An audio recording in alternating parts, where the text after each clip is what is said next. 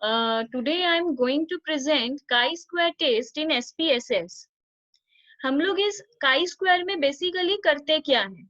इस chi-square में हम लोग दो कैटेगोरिकल वेरिएबल को लेकर काम करते हैं। दो कैटेगोरिकल वेरिएबल को लेकर हम लोग इस चैप्टर में सिर्फ दो ही चीज जानना चाहते हैं। पहला, गुडनेस ऑफ फिट है या नहीं, डेटा के बीच में डेटा फिट होता है या नहीं, और दूसरा इंडिपेंडेंस टेस्ट चेक करते हैं। इंडिपेंडेंस टेस्ट का मतलब दो कैटेगोरिकल वेरिएबल में कोई रिलेशनशिप है या नहीं। तो ये टेस्ट हम लोग इसलिए ही करते हैं। तो कोई भी टेस्ट करने के पहले हम लोग को डेटा कलेक्ट करना होगा। तो हम सिखा रहे हैं कि इसमें डेटा बेसिकली हम लोग पुट करते कैसे हैं। डेटा जब भी पुट करते हैं तो वेरिएबल व्यू में जाते हैं। हम दो कैटेगोरिकल वेरिएबल ले रहे हैं। पहला जेंडर और दूसरा एग्रेसिव ड्राइविंग। एग्रेसिव ड्राइविंग के बारे में हम एक बात बोलते हैं। अगर हम लोग को दो वर्ड लिखना है एग्रेसिव ड्राइविंग, तो ये दो वर्ड है। अगर दो वर्ड के बीच में हम लोग स्पेस मेंटेन करेंगे तो SPSS हम लोगों को ये करने के लिए अलाउ नहीं करता है। जैसे कि हम लोग जैसे ही नेक्स्ट करेंगे वो लिख देगा variable name contains an illegal character. इसका मतलब ये है कि यहाँ पे स्पेस देना अलाउड नहीं है। तो फिर हम लोग ये लिखेंगे कैसे? अगर स्पेस देना अलाउड नहीं है तो बीच में कोई भी एक सिंबल यूज कर लो। मैंने अंडरस्कोर को यूज किया है, ठीक है। मैंने अंडरस्कोर दे दिया है दो के बीच में क्योंकि स्पेस अलाउड नहीं है, ठीक है, फाइन। अब हम लोग जाके इसको डेटा व्यू में देखेंगे तो ये यहाँ पर कॉलम बन जाएगा, ठीक है। अब प्रॉब्लम क्या है? कैटेगोरिकल वेरिएबल का मतलब क्या होता है? जिसमें नंबर यूज नहीं होता है, ये अल्फाबेटिकली होता है। जैसे कि जेंडर में हम लोग लिखेंगे मेल या फीमेल, तो टाइप करके देखते हैं। अगर यहाँ पे हम लोग मेल लिखते हैं और नीचे करते हैं तो ये कुछ भी रिस्पॉन्स नहीं देगा। एग्रेसिव ड्राइविंग का मतलब होता है एग्रेसिव ड्राइविंग हम लोग करते हैं या नहीं करते हैं, यस और नो। तो यस भी टाइप करेंगे तो ये नहीं लेगा।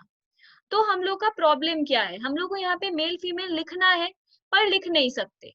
तो क्या करेंगे? वैल्यूज में जाकर इसका अपना खुद इसको न्यूमेरिक फॉर्म में हम लोग कन्वर्ट करेंगे। 0 ले लेंगे हम लोग मेल के लिए और ऐड कर देंगे। 1 ले लेंगे फीमेल के लिए और इसको भी हम लोग ऐड कर देंगे और ओके कर देंगे। उसके बाद हम लोग एग्रेसिव ड्राइविंग में आएंगे।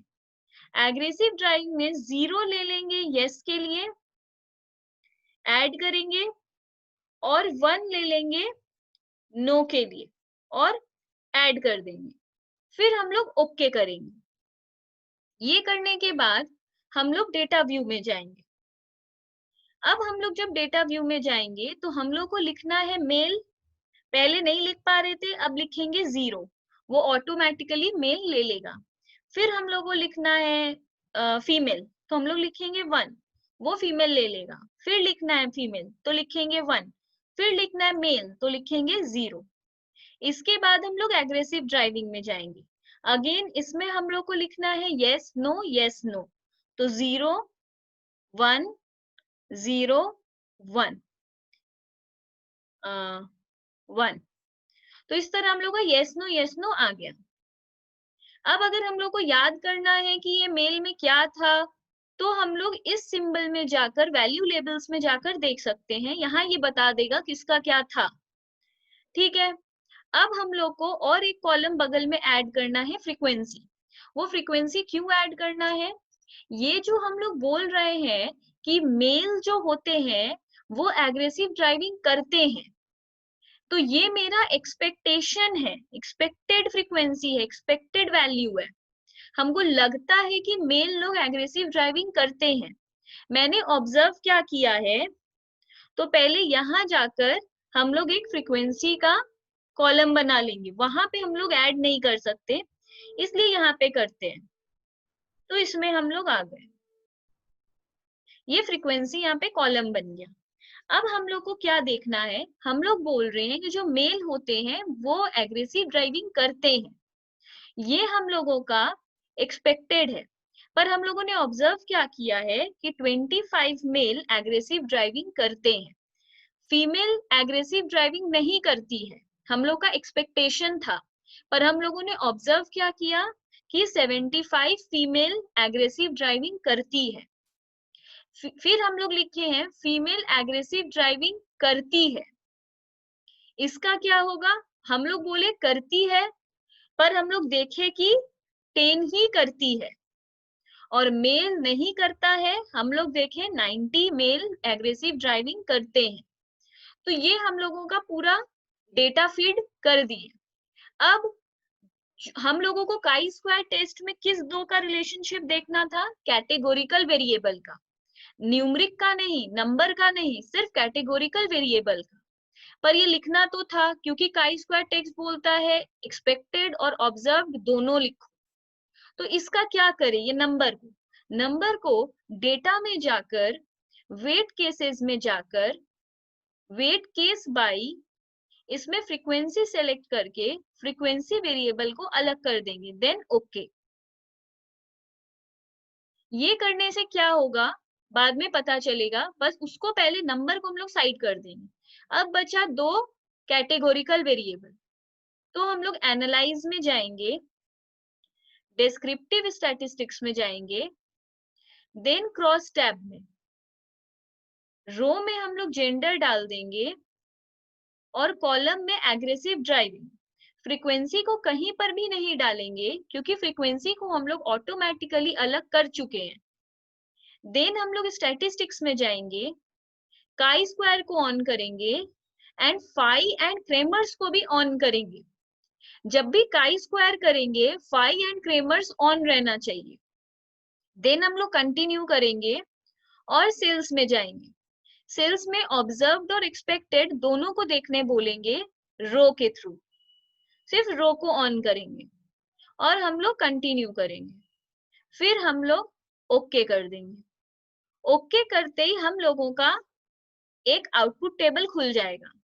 आउटपुट टेबल में हम लोग देख सकते हैं फ्रीक्वेंसी हम लोगों ने अलग करके रख दिया है, मतलब एसपीएसएस ने इसे रीड किया है पर इस टेबल के अंदर इंक्लूड नहीं किया है, तो हम लोगों ने फ्रीक्वेंसी को अलग कर दिया था।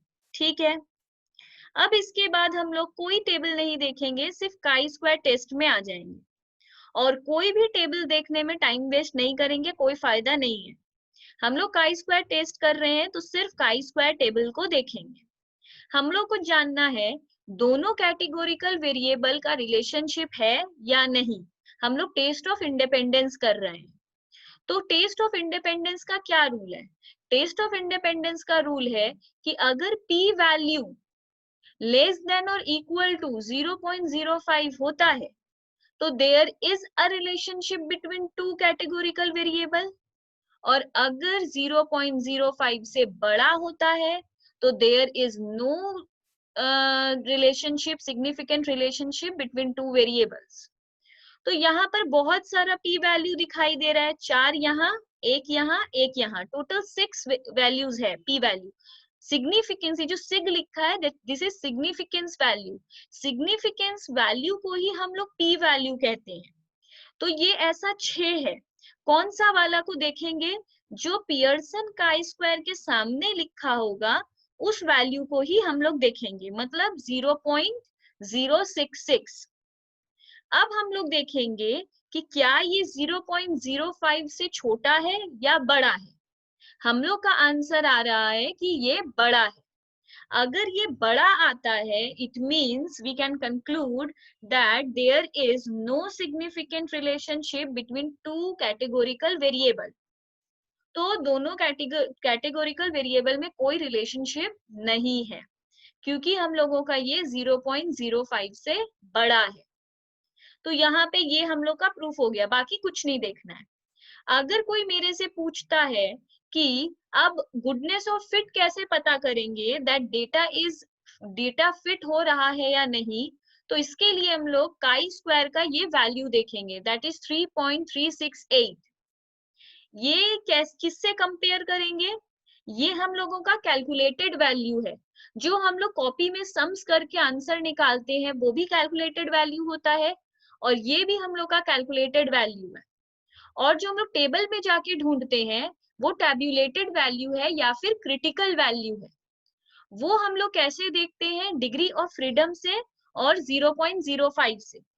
तो 0.05 कॉमा 1 इसको जाकर अगर टेबल में देखेंगे और फिर हम लोग देखेंगे कि काई स्क्वायर जो कैलकुलेटेड काई स्क्वायर है, अगर ये उस टैब्यूलेटेड वैल्यू से ज्यादा आ गया है, means calculated value is greater than the tabulated value, then data fit नहीं हुआ है, we will reject the HO, मतलब डेटा फिट नहीं हो रहा है।